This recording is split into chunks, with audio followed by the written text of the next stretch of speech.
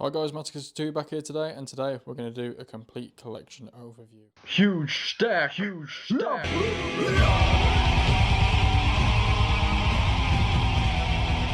Hi guys, welcome back, and we're back today with a brand new video. So we're going to be doing a look at the collection so far today, just how far it's come along, and I'm not completely happy with the setup as it is so far. I'm probably going to do some tweaks, but I thought I'd just show you as this is my day off and it's a good time to film. And I decided this was going to be my next video, despite the video on Monday. So, starting in this corner, we've got my signed Robin Williams autograph, which has got the certificate of authenticity on the back. But yeah, it is hand signed by the man himself. One of my favourite pieces that I've ever bought, and I got it for a steal quite a while ago now. So yeah, very happy to have that, and that's something that will always stay in my possession because he's one of my favourite actors, and he's just one of the best people that's ever lived, in my opinion. So yeah, Robin Williams signed autograph there. So if we come across to the first shelf, sorry about the glare there. We've got my Kim Ji-woon collection. So we've got I Saw the Devil, which was signed to me from Kim Ji-woon on the front there. And it's also signed by Lee Byung-hun on the back as well. We've got the lenticular edition of The Quiet Family. Sorry about the glare again. So it's in one of those baggies at the moment till I can find a better case for it. But yeah, so that's The Quiet Family. Absolutely love that film. It's a brilliant dark comedy. It's got a great cast in it as well. So you've got Choi Min-sik, you've got Kang Song-ho. So it's, you know, it really is a stacked cast. And you know, one of Kim Ji-woon's best, I think.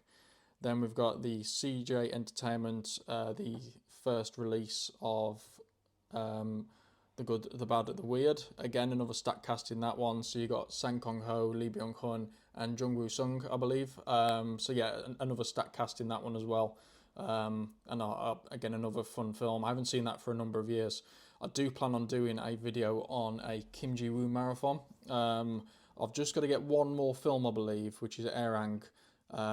Just to complete the collection, I believe. I don't think I'm missing any. I'll have to double check. I'll put that on the screen if I am. But yeah, I've nearly got the full Kim Ji-woon collection. So next up, we've got A Bittersweet Life again, starring Lee Byung-hun. Another great film. One of the films that got me into Korean cinema, actually. And a cheap edition as well. You can pick this up from Korea for like 20 quid. I know there's multiple releases of this film now, but this was my favourite artwork for it, aside from the digibook that I used to own. But then we've got Age of Shadows, the only film from this lot that I haven't seen yet, and I'm saving that for the marathon. So this is the Steelbook edition. It's got like a nice slip box to it, and the Steelbook inside with a book. Well, it's like a envelope inside. It's got postcards and some other stuff in there as well. So yeah, I'm really looking forward to seeing that. As I say, it's the only Kim Ji-woon film aside from Airang that I haven't seen yet. I believe it's Airang. Might have got that wrong.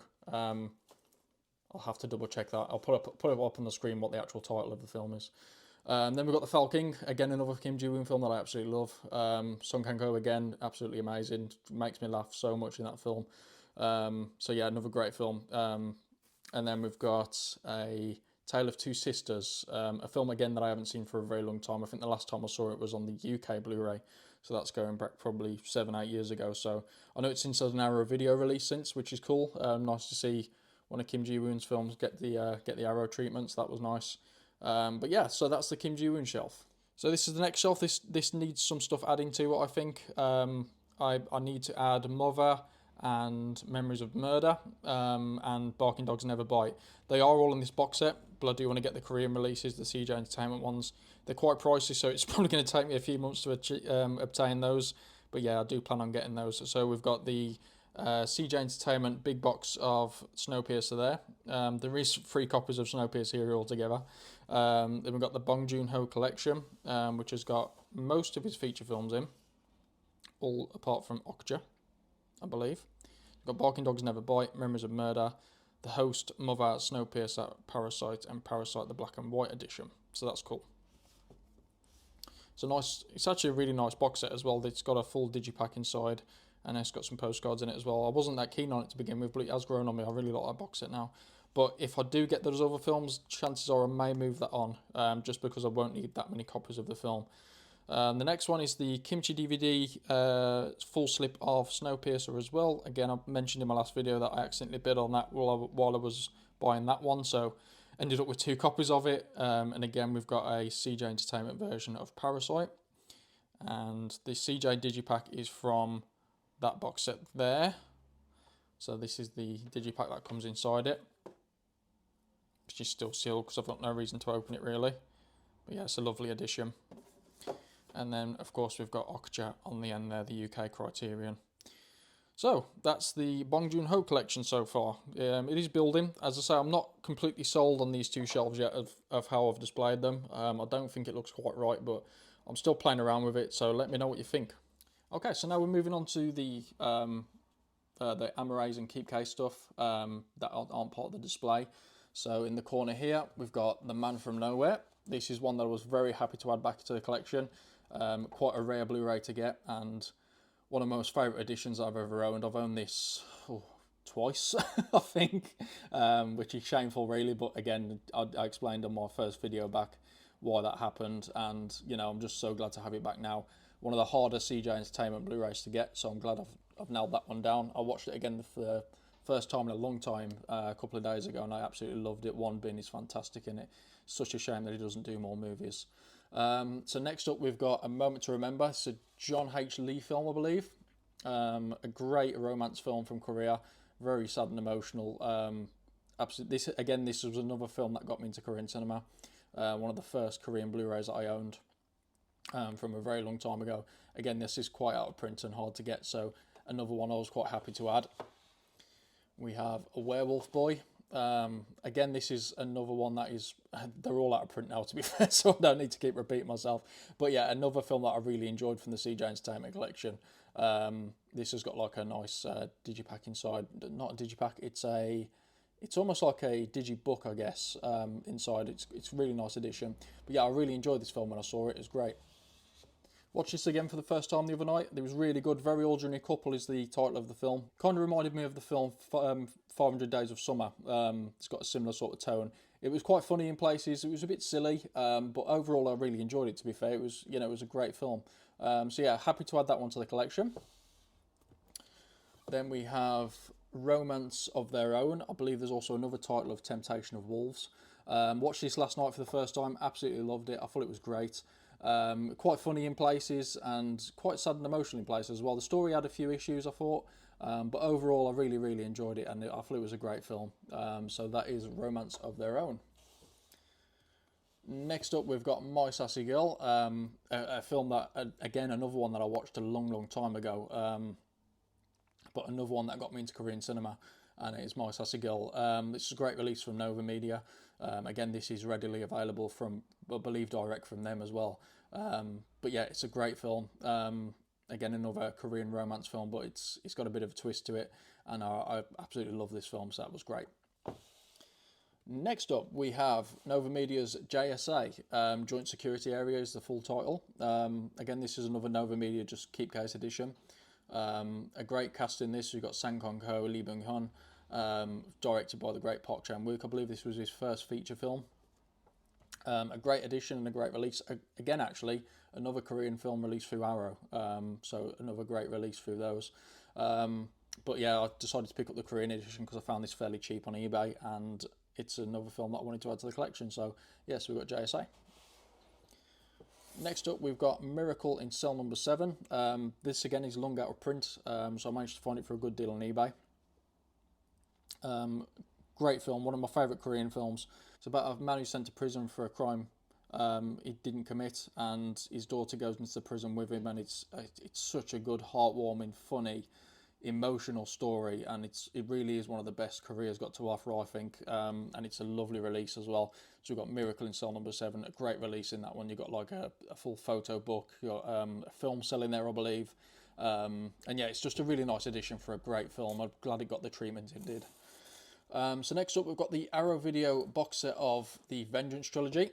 I ordered this from CX, and unfortunately it didn't come with a J card, so it's just the actual box set itself, which is a shame. I don't know how that's... Oh, right, okay. So the box set's gone inside itself. But yeah, this is quite a nice release. As I say, it's a shame it didn't come with a J card, but I did take the risk on it because it is out of print. But yeah, I had to get it. The full Vengeance trilogy. I know there is another UK Blu-ray. I believe it might have been Tartan. that released it a long time ago. But yeah, had to get all these films back, and yeah, I plan to do another marathon of Park Chan-wook's films. I'm just waiting for a few of them to come in, and then I'll probably do a marathon of his films as well. I do also plan to do the same with Bong Joon-ho, and go through all of his films too. So yeah, I'm looking forward to doing that.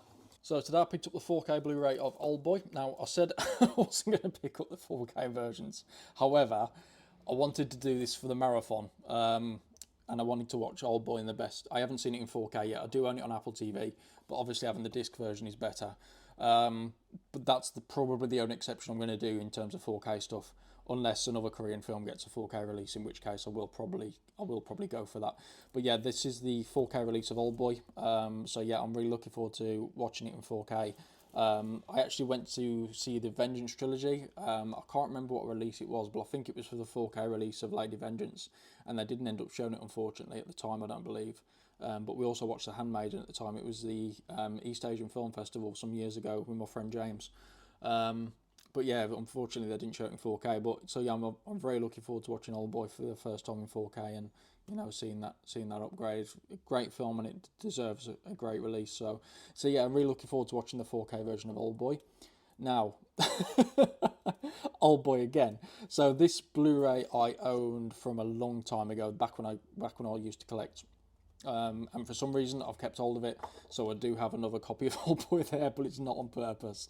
So I may give this away in a giveaway sort of thing, just because obviously I don't need it. But it is the US release, but I think it's region 3. I actually got this sent through from CX. I think they must have taken it in by mistake, because obviously it's the US release. But yeah, I've had it for a long time, so I may move that on if it calls for it. Next up, we've got Park Chan-wook's latest, Decision to Leave. Absolutely love this one. I definitely need a second watch in it, I think. There was a lot to take in, and obviously Park Chan-wook's films can be quite complex, and I think they do deserve, a couple of watches, just to fully take everything in, because there's so much going on. But yeah, the visuals in this were amazing. Absolutely love the story. I thought the actors were fantastic. So yeah, highly recommend this one. It's a nice release for Mubi as well. So Midnight, I watched this again for the first. Well, you'll notice a running theme here. I'm watching a lot of these films for the first time. I'm trying to watch everything as it comes into the collection, so I'm trying to keep up with it. So I've got nothing left in the collection that's unwatched, and just sitting there for no reason. But this is by Kwon Woo-sung. Midnight. This is his directorial debut. So yeah, this was actually a great film. I thought. I thought this was really good. To be fair, it had a few problems. There was a few problems I had with the story.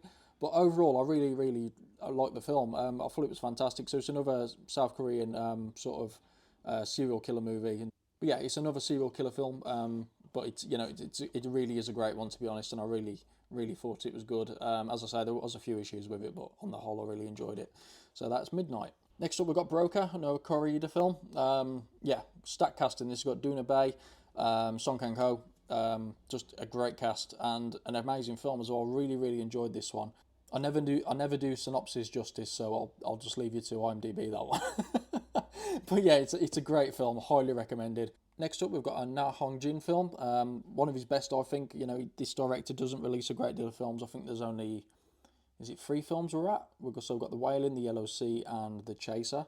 Yeah, a fantastic film. I showed this at my Korean Film Festival way back in 2015, I think. Anyway, I'll put the poster up on the screen. I Saw the Devil and the Yellow Sea, and the people that turned up to the festival really enjoyed both films, I think.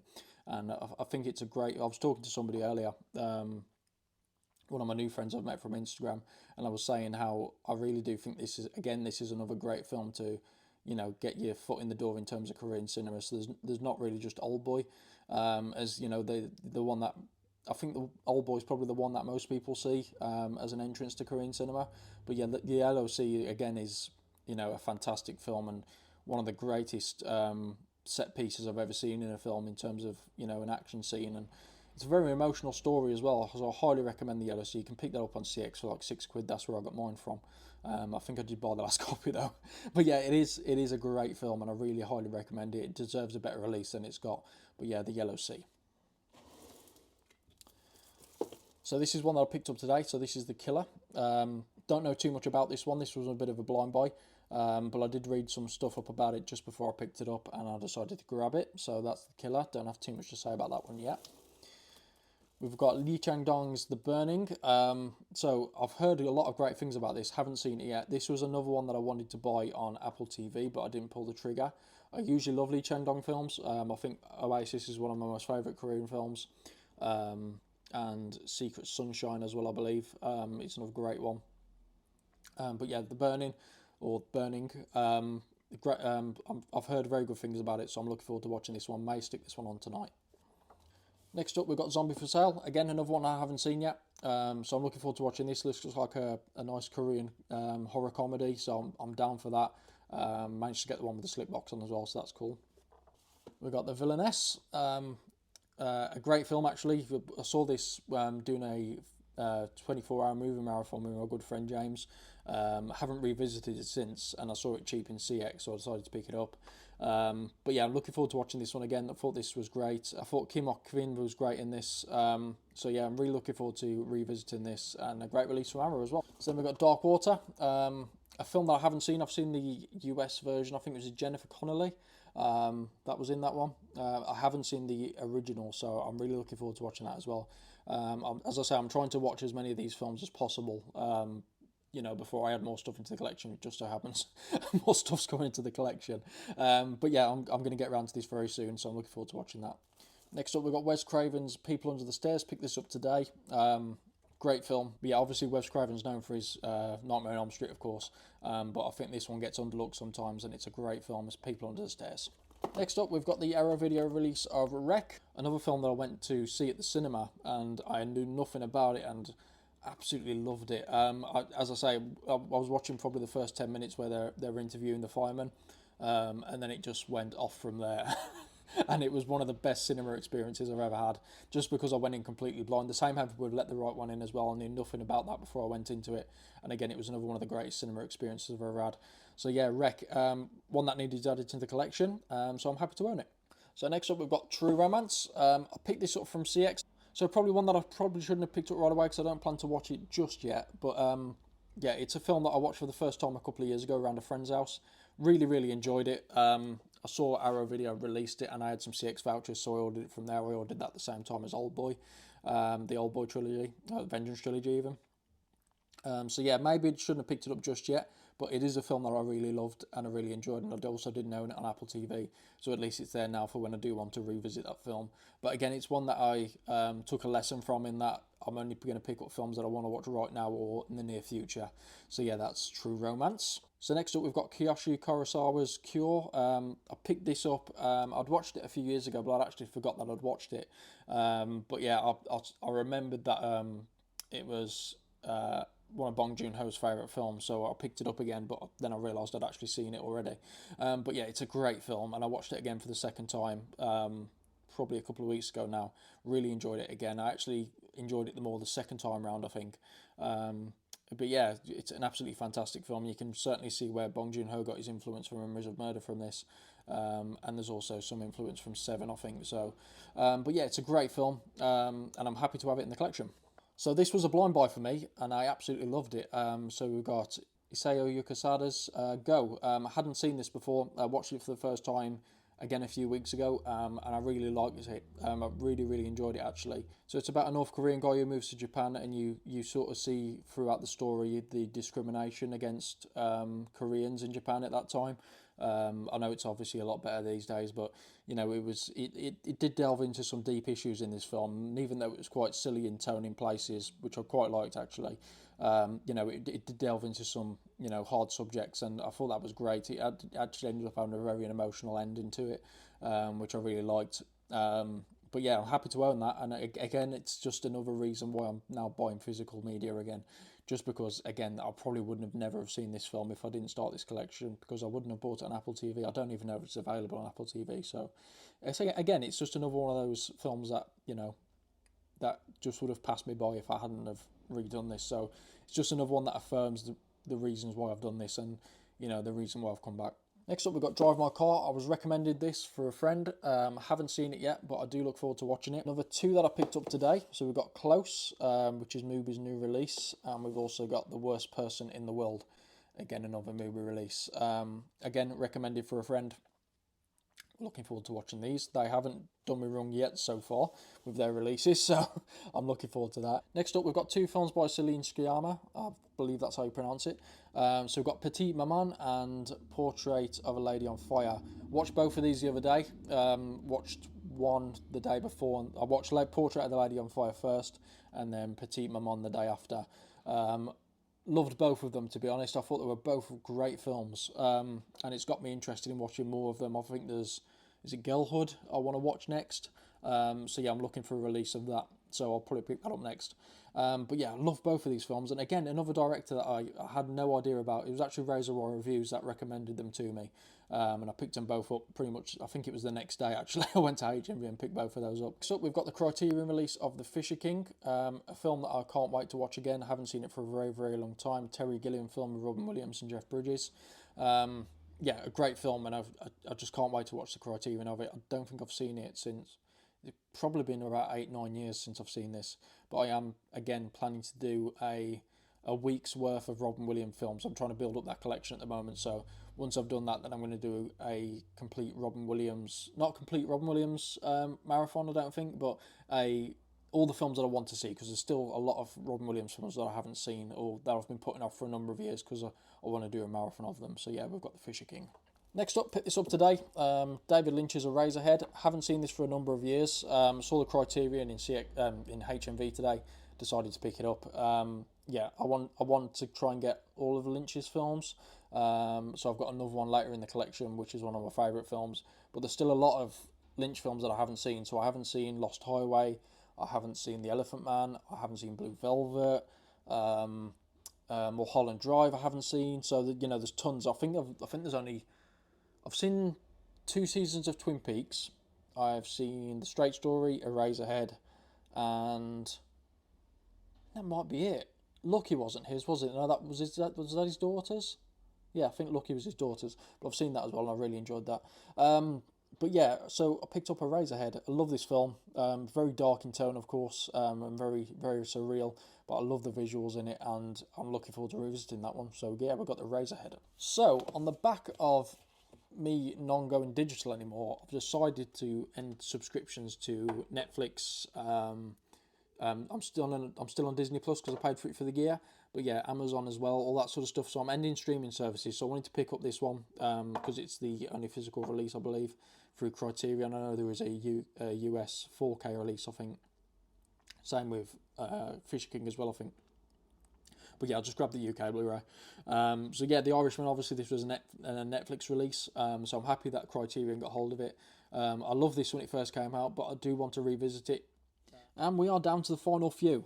So yeah, pick this up on Vinted for really cheap. I think I got it for like £3. It happened one night. I love this when I first watched it. I watched it probably about 6 years ago now. But yeah, I really wanted to revisit this because, as I say, I really remember enjoying it. So yeah, we've got one. It happened one night. We've got Paul Verhoeven's Black Book. A great film. We rewatched this again a couple of days ago. Yeah, great film. Great performances all around. One of the best war films, I think. And yeah, great story, if not a sad one. Next up, we've got Paris, Texas. So I was having a conversation with my friend James a few days ago, and he said he'd been going back and watching some of my old videos because I've unreleased all my old videos, well, most of them. And I'd picked this up 2 or 3 times in the past. So the reason I've picked it up again is because I want to do a back-to-back with this film here, which is coming up in a second. They're both road movies, and they both star Harry Dean Stanton. And I always thought they'd make great companion pieces to each other. Straight Story first, maybe, then Paris, Texas afterwards. But yeah, I've tried to get through this film before, and I can't remember why I turned it off. I either fell asleep or I didn't completely enjoy it, but I can't remember. So I want to revisit it. Saw this nice edition in HMV, the Curzon film version, and decided to pick it up. So next up, we've got Moscow on the Hudson, released through Indicator. This is one of the Robin Williams films that I haven't seen, so I'm looking forward to watching this. So yeah, that's Moscow on the Hudson. Next up, we've got one of my favourite films. We've got Dolores Claiborne. Fantastic film. one of Kathy Bates' best performances, I think. Believe directed by Taylor Hackford. One of Stephen King's best stories as well, I think. It's such a great film, and it's so suspenseful. I really don't think this gets talked about enough, and you know, it's such a great film. Jennifer Jason Leigh is great in this as well. Christopher Plummer, yeah, a stacked cast, and John C. Reilly as well. Young John C. Reilly's in this, and he's great in this as well. So yeah, Dolores Claiborne. Next up, we've got the imprint version of The Straight Story, quite out of print now, and this was a bit pricey, but I was going to import the Japanese Blu-ray, so this equaled out to about that same price, but I think I preferred this. So the original Japanese release that I had, I'll try and stick a picture on the screen somewhere, had a really nice slipcover on it, and this is one of my favourite films, so I wanted to get a nice release of it. But yeah, this I think rivals it, to be honest. But yeah, it's a really lovely release, so I can't wait to watch this again. So that's The Straight Story. So very old viewers of the channel will know I've always had this Blu-ray. I've never sold this, and this stayed in the collection. So this is The Road, again, one of my favourite films, and you know, a great release from Australia. This came from, I believe. But yeah, a great release for a great film, I think. And last up, we have an empty box of Seven. So I believe a long time ago I picked this up on eBay, and it didn't come with a Blu-ray, but I really liked the box, so I kept it for the collection, and it makes a nice bookend. So yeah, that is it, guys. That is the full collection so far. Very happy with the progress so far and the rate of which I'm going through the films. So yeah, thank you all so much for watching. Please let me know down below if any of these films that I haven't seen you've seen, and your thoughts on them, and I'd love to hear them. So thank you all so much for watching. Thank you for subscribing. Please comment and like down below, and I will see you all on the next one. Goodbye.